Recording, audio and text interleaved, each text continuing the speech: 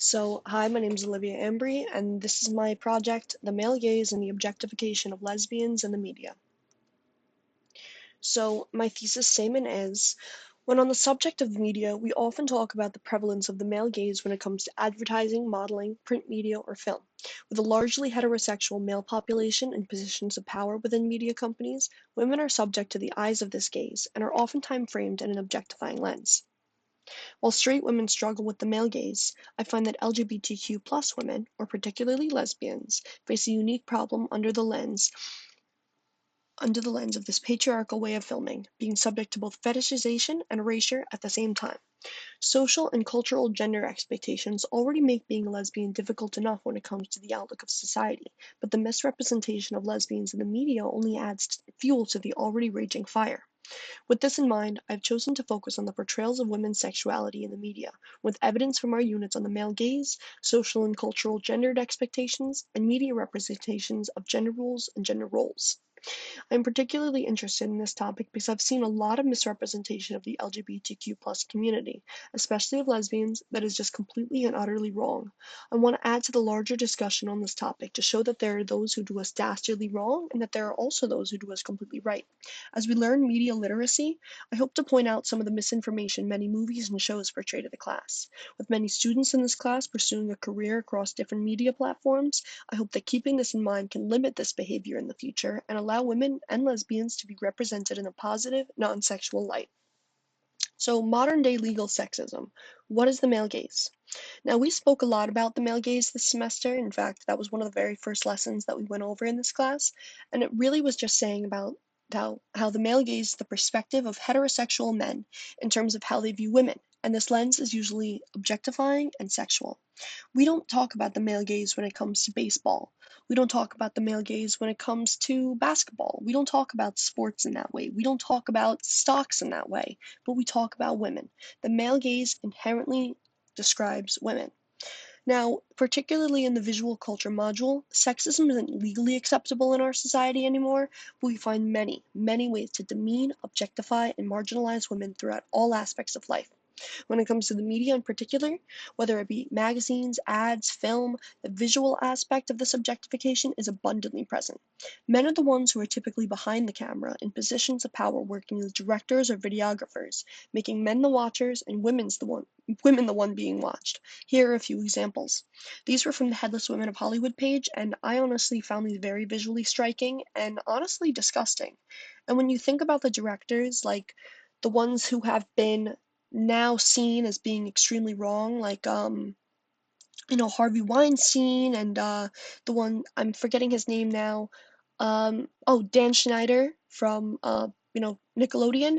You really see how they were allowed to do such a thing when there is this as the blueprint.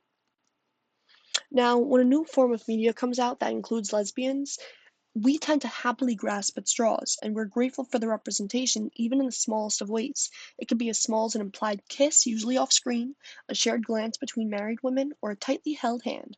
This would count to me as erasure. Now, this photo in the bottom left is of characters from The Legend of Korra. Now, these characters dated men the entire show until the very last clip of the very last episode of the show, where they walked off holding hands before the screen cut to black.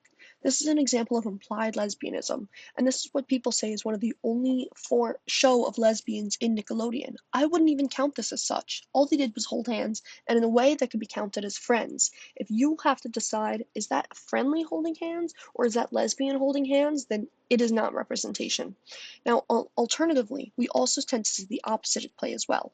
Lusty women in small, tight clothing with supermodel bodies, high heels, and bright red lipstick, always feminine, often hyper-focused on sex in a hungry way. In a society that already sexualizes its heterosexual women due to the male gaze, lesbians are demeaned even further, and their sexualities are made overtly sexual and provocative.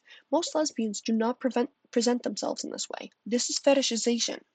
Now, this movie, Jennifer's Body, this is an example of the over-sexualized male gaze lesbian. She's in provocative clothing, she has hyper-feminine features. Look at the glare that she's giving. Look at the low-cut shirt where you can see each breast individually. It's a lot. It's visually a lot. Look at the legs. Look at the way they are. Look at her skirt, the red lipstick, the heels. It's the blowout hair. This is not a lesbian. This is a man's idea of a lesbian. Now, I saw that and I was very, striked, but when I was researching lesbian movies for the sake of this project, I found myself having to weed through dozens of explicit posters to find a few that were worthy of mentioning. Here are some of those that I found. Look at all these ones. They're very provocative and very sexual, and I actually picked some of the ones that were less sexual so that, it would be appropriate for class. And that is crazy that these are some of the ones that are less sexual. Now, when people claim, oh, there are hundreds of good lesbian movies, I tend to disagree. There are hundreds of male gaze lesbian movies, and only a few that are truly positive representations, which I'll go over later. Now, this also goes for advertising. We do not see men half naked in small bathing suits on billboards, but we do see women's bodies in every single day in every form of media. Now, I'm not going to read this because it would take too long, but this is a statistic in the bottom left about how for female characters in advertisements, the most dominant appeal is sexual, with 41% of ads appealing sexually. Now, for men, the dominant appeal is humor, which is only 36% compared to the 41%, and they have only a 25% appeal of sexual. That means that for female characters, it is almost doubly sexually than men. That is crazy. That is very jarring.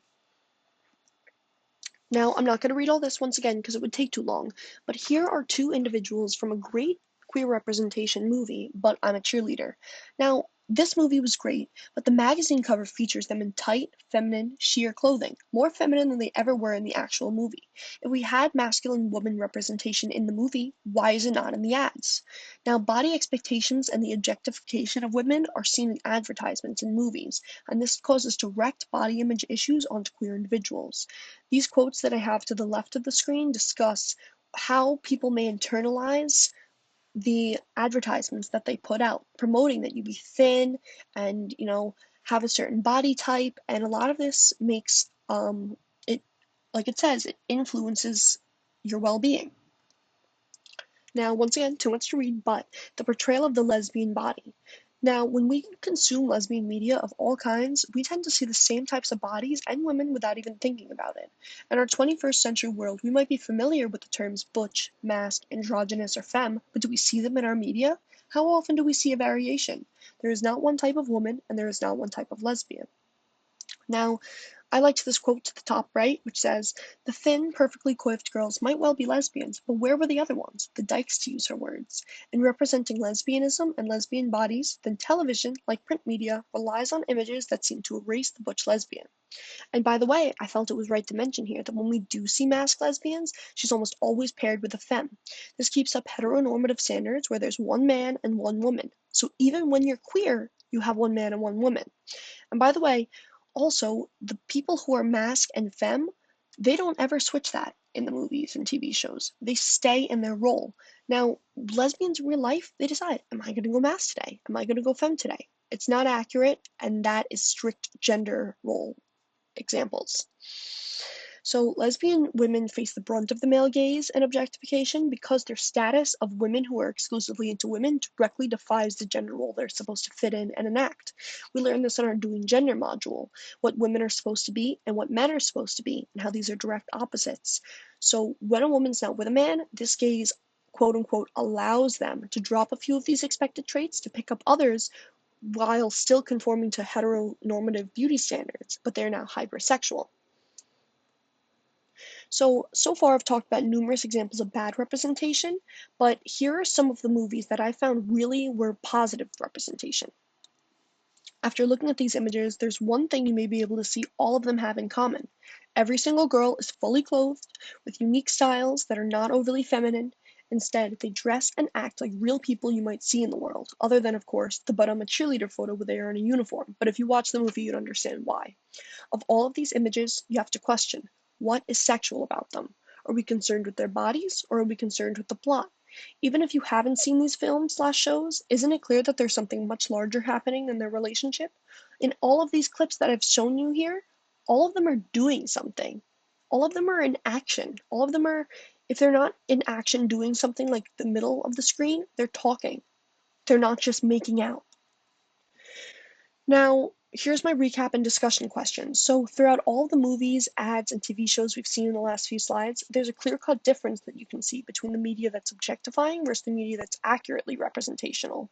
I hope that after reviewing this, we can become more educated on what misinformation about the queer community looks like, how to spot the male gaze, and how to recognize harmful media for what it is, so that we do not take it to heart and allow it to affect our mental health and the opinions that we form about our own bodies. I leave with two questions for the class. One, how does the media's stereotypical portrayals of lesbians, such as butch or femme, impact the way society views LGBTQ+ relationships? And two, what do you believe might be the consequences of showing lesbian relationships through a lens designed for male viewing pleasure? Thank you guys so much. Here's my works cited for the sources that I used, and here's my works cited for the movies, films, and advertisements that I mentioned. All right, thank you very much.